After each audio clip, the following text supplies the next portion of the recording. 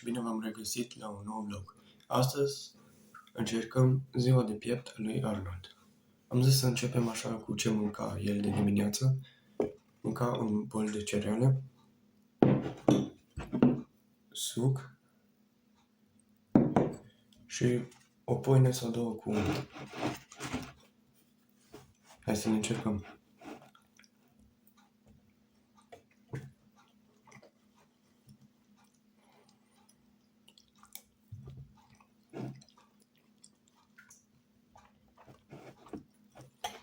Cereale.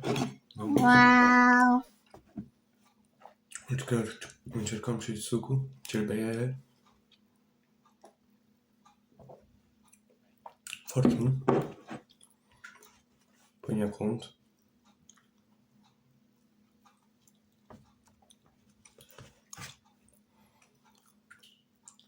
Pâine cu unt. Asta am mâncat el de dimineață. Da. O să-i dau nota 7 din 10. Se putea și mai rău. Revenim cu antrenamentul lui de piept de la sală. Am revenit de la sală și acum facem 5 ori 4 ori 10 bench press. Așa scria pe ăla. Facem 4 ori 10. Cel mai important e aici să mergeți cu niște greutate care puteți să mișcați. Eu am pus 60 pe bară și încercăm să facem 10 repetări. Și asta de 4 ori. Vă las un set aici.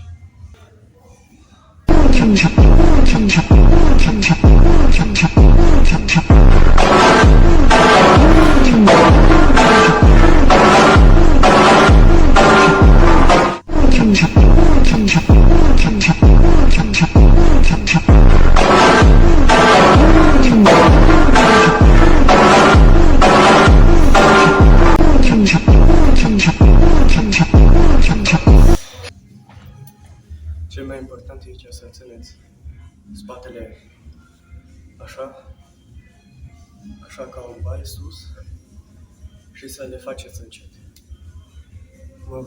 Vă mai las încă un set, după ce mergem la următoarea exercițiu.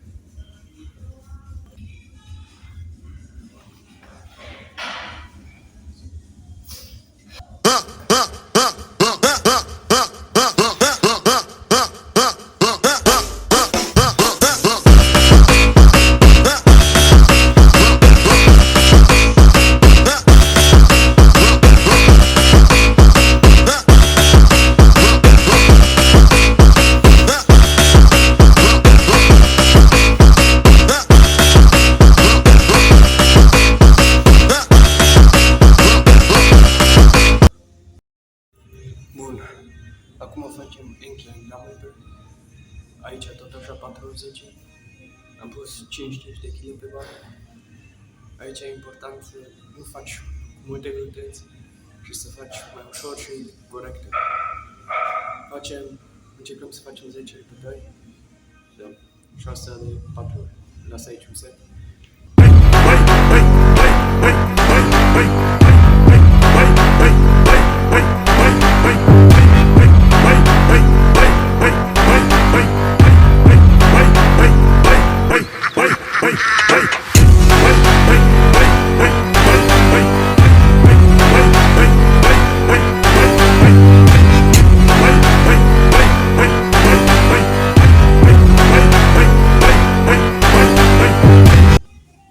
Vă las un set și apoi mergem la următoarea exercițiu.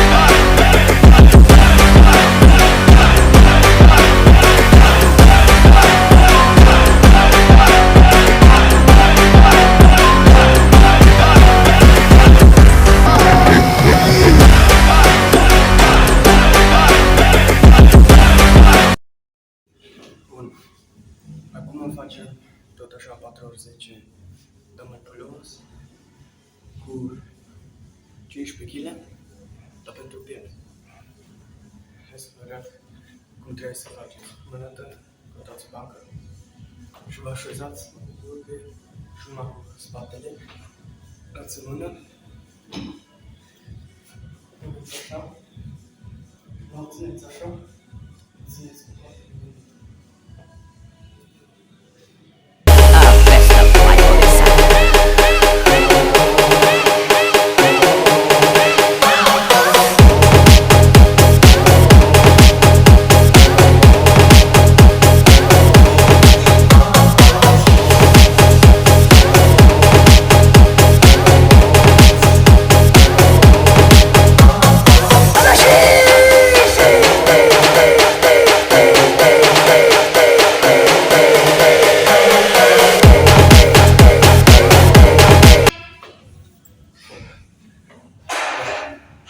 Cam așa se face.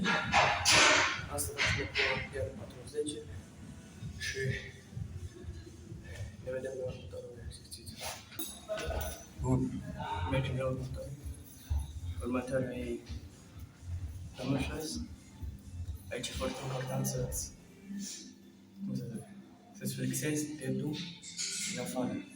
Adică faci așa o mișcare. Și cât mai spate, cu atât mai bine să întinde pieptul, să zicem așa. Facem 5 ori 10, ca așa am făcut și asta.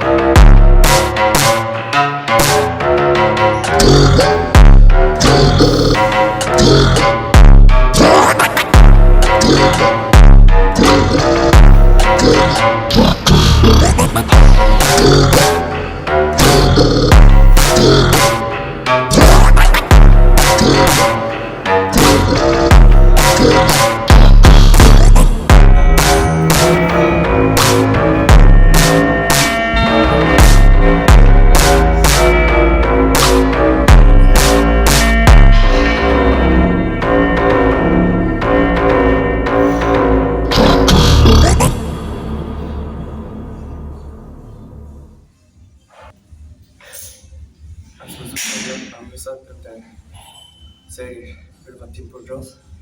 Asta e pentru dacă le lași, să zicem 3 secunde jos, stai cu ele, le ții, să întinde pieptul mai mult și ai una sunt. Eu o să mai fac încă 4 serii și o să filmez următoarele exerciții.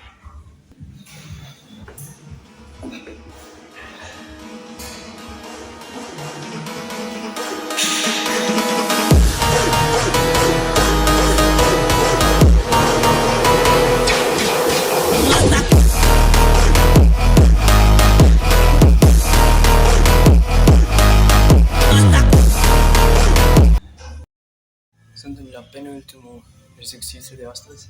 Face 6 ori 12 cable cruisers înapoi. O să vă arăt. Trebuie să fac 10 până în 12 repetări. Celul drept în față. Capul sus. Pieptul sus.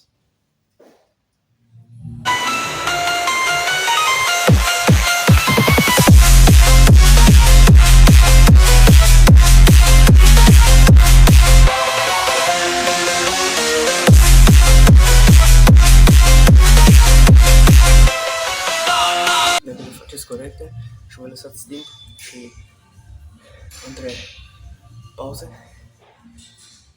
minim 3 secunde să se întinde pieptul, atunci le faceți corecte și o să aveți un piept bombat, să zicem așa.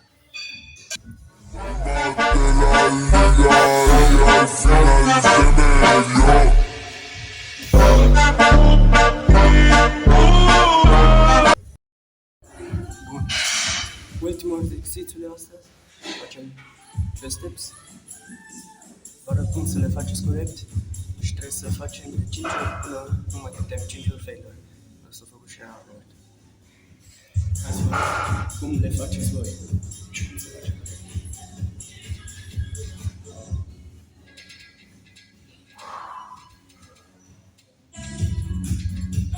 Voi le faceți așa, dar de fapt se fac așa.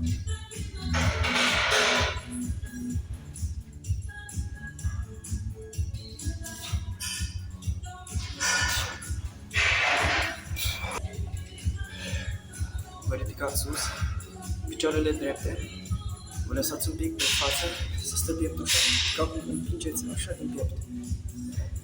Și cel mai important, chiar când nu mai faceți corect repetările, le faceți numai repetările de ușoasă, le numesc, le faceți un pic numai.